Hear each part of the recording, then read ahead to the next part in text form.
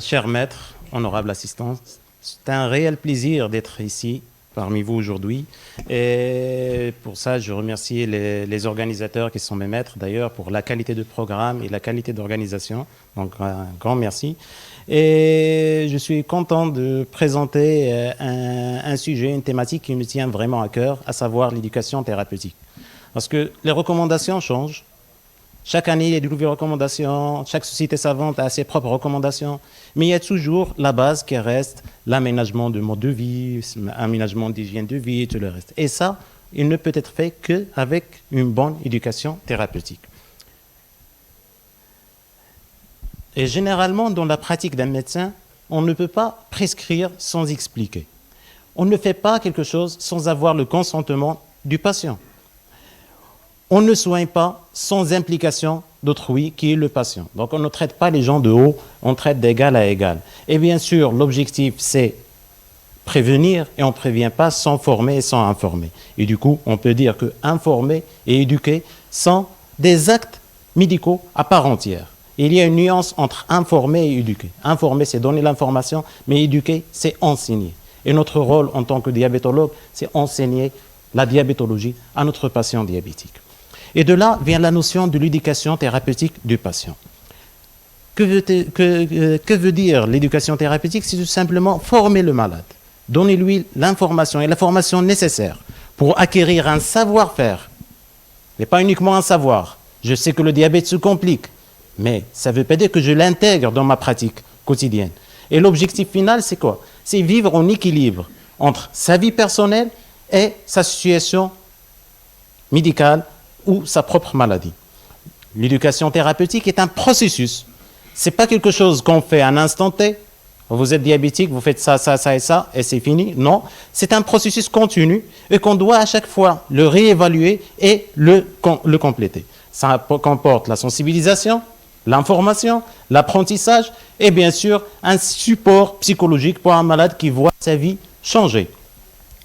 Et du coup, ça doit être focus sur le patient d'une part, mais également ça doit impliquer son entourage. Dans notre contexte de diabète, ce n'est pas un simple complément, c'est un luxe qu'on produit, mais c'est une nécessité absolue. C'est un patient qui doit vivre avec une pathologie qui lui est nouvelle, c'est une pathologie où il ne ressent rien, donc on doit lui lancer le pourquoi du comment, pourquoi il doit faire ça, pourquoi il doit tout changer, quoi la finalité derrière, et ça c'est le vif de l'éducation thérapeutique. Parmi les premiers obstacles, d'abord, ce qu'on dit n'est retenu que dans 15 à 30% des cas. Imaginez qu'on reçoit un patient diabétique au départ et on va lui dire voilà ce que vous allez faire, je peux consacrer même 1 heure. Je suis sûr et certain qu'il ne va retenir qu'une minorité. Et du coup, si je ne fais pas les choses en bonne et due forme, à travers des ateliers et tout, l'information, même s'il est dite, elle ne sera pas appliquée. Et pire encore, les plans thérapeutiques ne sont pas recommandés, les plans thérapeutiques recommandés ne sont pas réalisés et sont mal compris. Et du coup, la prise en charge finale va de côté et est très loin de ce qu'on prévoit et ce qu'on a l'idée d'avoir fait. Et en termes de chiffres, on voit généralement un patient diabétique dans les meilleurs délais, c'est une consultation toutes les 3 mois. Et ça, dans les meilleures des conditions. Cette consultation de 30 minutes, par exemple, qu'est-ce qu'elle va représenter? Elle va représenter quelques 0,02% du temps de vie de ce patient. Dans ce 0,02%, je dois donner au patient l'essentiel pour vivre les 99% du temps restant de sa vie avec cette pathologie. Est-ce que ça vous paraît suffisant? Non, pas du tout. Et du coup, si je compte sur la simple consultation pour dire que j'ai bien éduqué mon patient, je suis complètement à l'égard. Et après, même la vision. Lorsque je traite un patient avec une pathologie aiguë, je peux donner un ordre.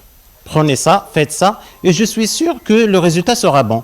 Dans le cas échéant, je peux changer d'attitude et j'aurai le résultat. Donc je peux avoir cette relation, on va dire adulte-enfant, on va dire quelqu'un, un ordonnateur, quelqu'un qui va donner l'ordre et l'autre va exécuter.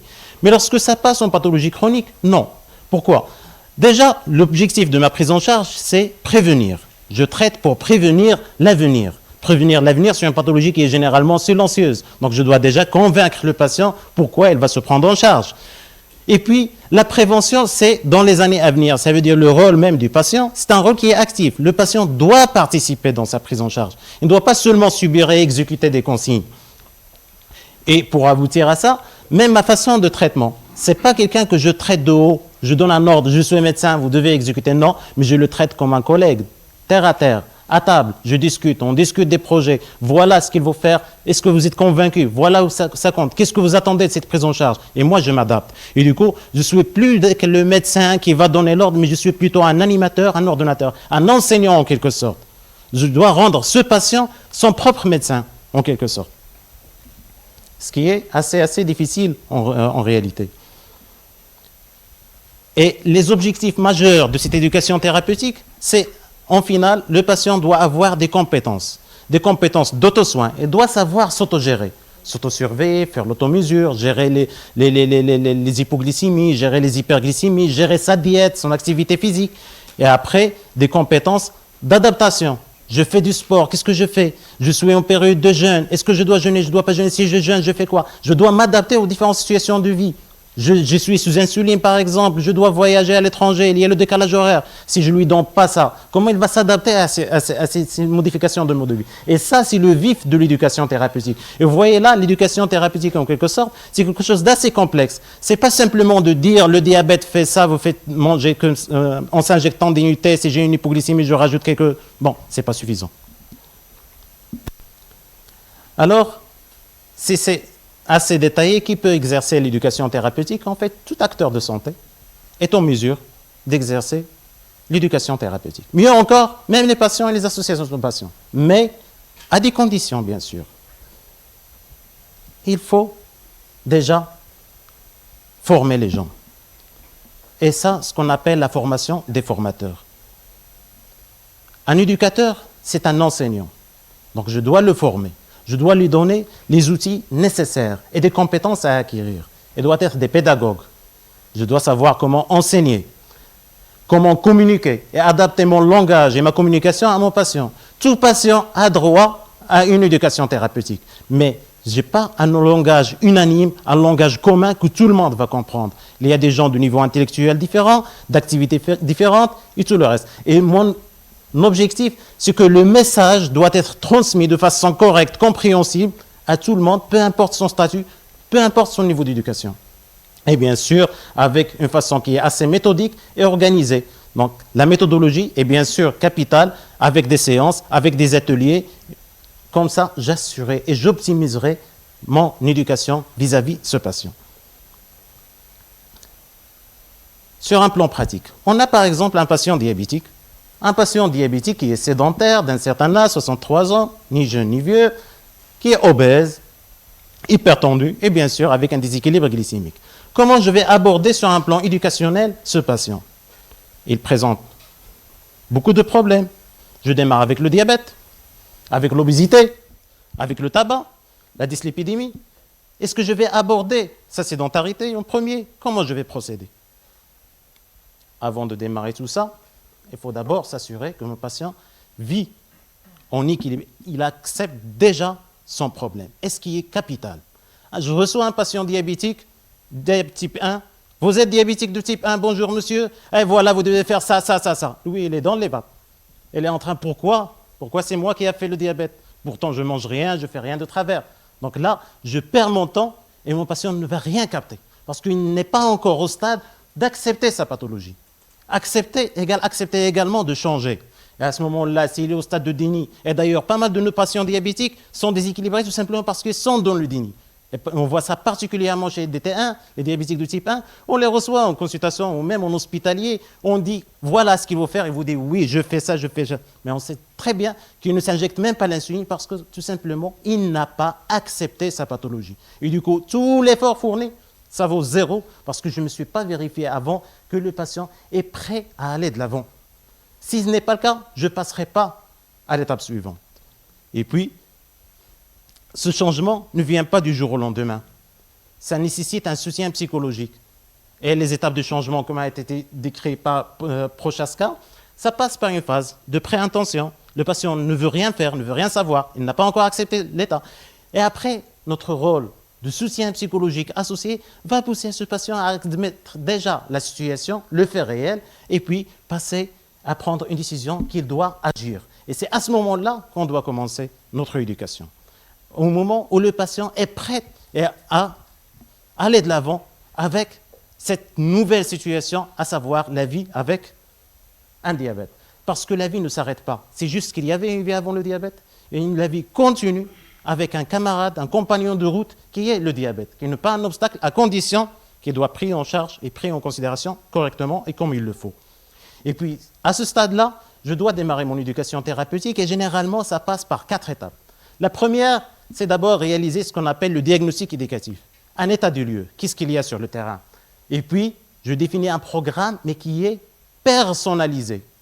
Il n'y a pas un programme standard pour tout le monde. Ça dépend de l'attente. Quelqu'un sportif de haut niveau nécessite un programme à part. Quelqu'un qui est une femme au foyer, c'est un programme à part. Quelqu'un qui fait un travailleur, un manœuvrier, qui fait de l'effort physique beaucoup, c'est un programme à part. Et puis, une fois que j'ai démarré, j'ai installé ce programme, je dois le dispatcher sur des ateliers. Je ne donne pas tout en vrac. Je retiens 15 à 30%. Si je sépare ce programme sur 5 ou 6 ateliers, j'aurai meilleure assimilation des séances. Si je ne donne une séance rien que pour l'hypoglycémie, par exemple, je suis sûr et certain qu'il va retenir l'hypoglycémie. Mais si je fais tout dans le tas, je demanderai en fin de 30 minutes, 45 minutes, qu'est-ce qu'il faut faire devant une hypoglycémie? Je vais manger des dates. C'est la réalité qu'on a. Et puis, puisque c'est un enseignement et c'est une formation, la dernière étape, c'est quoi? C'est l'évaluation. Pas pour noter, mais pour combler les lacunes par la suite.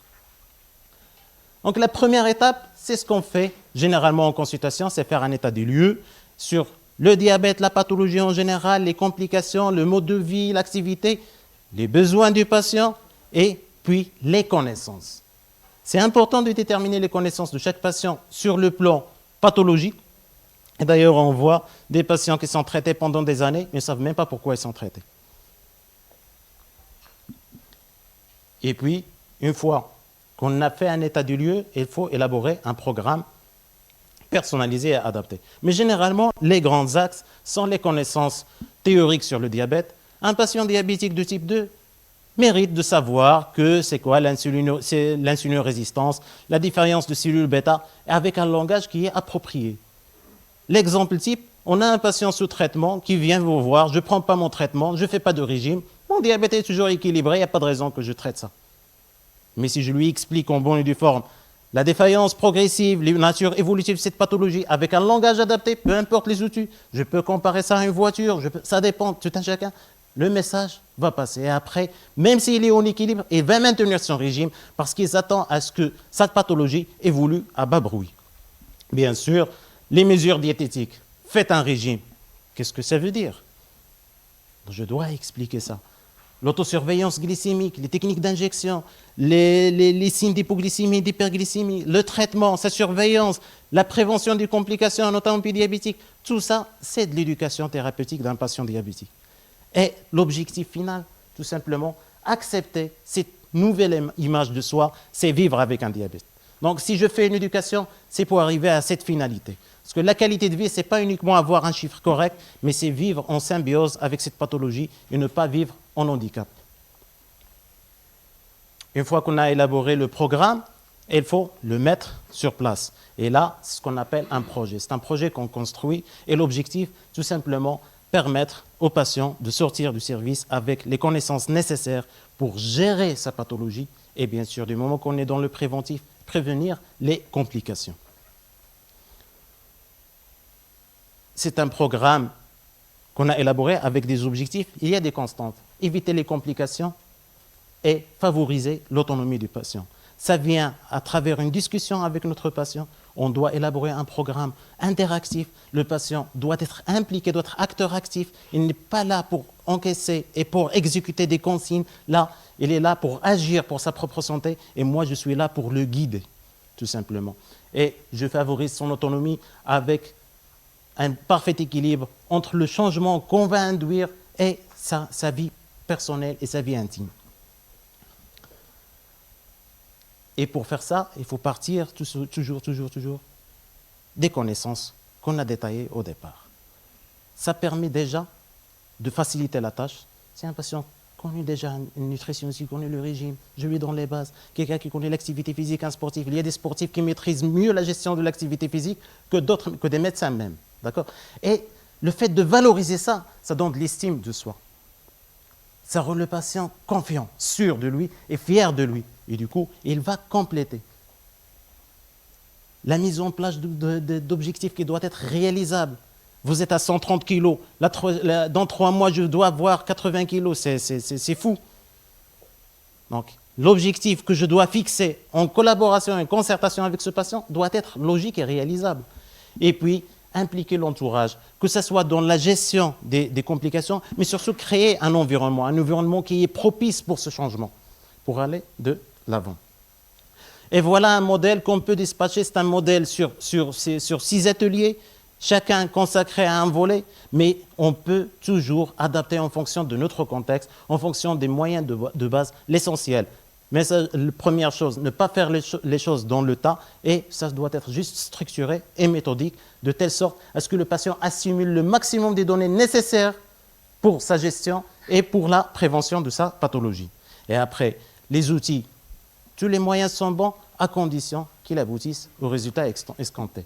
Et là, l'idéal, c'est adapter en fonction de notre contexte et ce qu'on a sur les mains. Des chevalets, des discussions, des vidéos, tout ce que vous voulez. L'essentiel, c'est que le message doit être bien transmis et bien compris.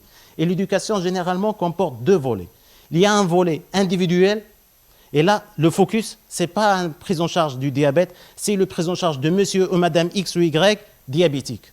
Focus sur son état de santé, sur ses particularités et sa spécificité, et bien sûr, l'état du lieu de son diabète. Et là, à travers des discussions, à travers des ateliers personnels, des entretiens, dans un cadre de confiance et dans un cadre d'aisance. Ajoutez à ça des séances d'éducation de groupe, des ateliers. Ces ateliers ont pour intérêt déjà le partage des compétences, des connaissances, et dédramatiser. Je ne souffre pas tout seul. C'est un problème qui concerne tout le monde. Monsieur X ou Madame a géré et a bien géré, donc je peux le faire déjà. J'apprends et puis je partage. Moi, j'ai ce point positif, je le partage avec les autres et ça crée un état de confiance. Et pour le patient même, ça dédramatise. Ce n'est pas cette souffrance en silence, non, ce n'est pas moi tout seul, tout le monde. Et puisque Flan a pu s'en sortir, pourquoi pas moi? Et puis, une fois que j'ai fait ça, je dois évaluer. Je donne, bien sûr, j'évalue tout simplement pour savoir déjà dans le fond, est-ce que le patient a bien compris ce qu'il faut faire et est-ce qu'il n'a pas des fausses notes, des fausses données. On fait de l'éducation toujours. Si on demande à pas mal de gens l'hypoglycémie, la gestion, elle est vraiment à côté de la plaque. Qu'est-ce qu'il faut faire lorsque vous faites une hypoglycémie? Qu'est-ce que vous faites lorsqu'il faut faire une hyperglycémie? Si le patient a bien assumé, c'est OK. Sinon, je reprends la lacune et je la comble. Et bien sûr, dans la forme pour m'auto-améliorer. L'évaluation, vous pouvez tout faire. Questionnaire, écrit, oral, questionnaire de satisfaction. Tous les chemins sont bons. L'essentiel, il faut revoir les résultats de la formation et puis compléter. Et du coup, l'éducation thérapeutique, ce n'est pas quelque chose qu'on doit faire en une seule séance, ou une seule fois. Même la première semaine, première quinzaine, après j'oublie, non. À chaque consultation, il faut revoir, éventuellement reprogrammer ces ateliers d'éducation. Ça, c'est bon en théorie, mais en réalité, il y a des obstacles. Premièrement, la nécessité de cette équipe qui est formée, qui sait comment faire l'éducation. Un formateur doit être formé d'abord. Mais en réalité, en pratique, on n'a pas de formation dédiée à ça. Au moins, à ma connaissance sur le Maroc, il n'y a pas de formation spécifique éducation thérapeutique du patient diabétique. Ce qui manque, donc, du coup, on aura moins de personnes compétentes pour faire l'éducation. Je pense sur Rabat, on n'a que le centre de la maison des jeunes diabétiques, qui est un très bon centre pour l'éducation, mais pour la masse du sujet diabétique, c'est vraiment trop peu. Et après, c'est une activité qui est chronophage. Des ateliers, des heures et des heures de travail, mais il n'est pas reconnu. Et du coup, qui va faire ça? La non-reconnaissance et la non-valorisation de cette activité d'éducation thérapeutique est le principal obstacle. On n'est pas payé pour faire l'éducation thérapeutique généralement. Il n'y a pas de nomenclature. Il n'y a pas de remboursement. Je vais faire une activité d'une dizaine d'heures gratuitement. C'est un réel obstacle en fait. Eh bien, on espère qu'il sera défini et intégré comme étant une démarche de soins à part entière. Et après, insister sur le caractère indispensable, parce que, abstraction faite de la nature des traitements, on peut donner le meilleur des traitements s'il n'est pas pris correctement. Le résultat sera zéro. L'insuline équilibre très bien le diabète, mais à la bonne dose. Cette bonne dose nécessite une stabilité de régime et une bonne titration, et ça, c'est de l'éducation thérapeutique. Il peut faire de l'hypoglycémie sous insuline, et ça, la gestion, c'est de l'éducation thérapeutique. Et du coup, c'est une nécessité absolue pour un patient diabétique. Malheureusement, elle n'est pas faite dans les règles de l'art. Et puis, nécessité d'une nomenclature, ça, je ne vais pas me le répéter. Et je termine sur cette citation de Benjamin Franklin. Je me dis, j'oublie, tu m'apprends, je me souviens, mais m'impliquer, ça me permet d'apprendre. Et merci pour votre attention.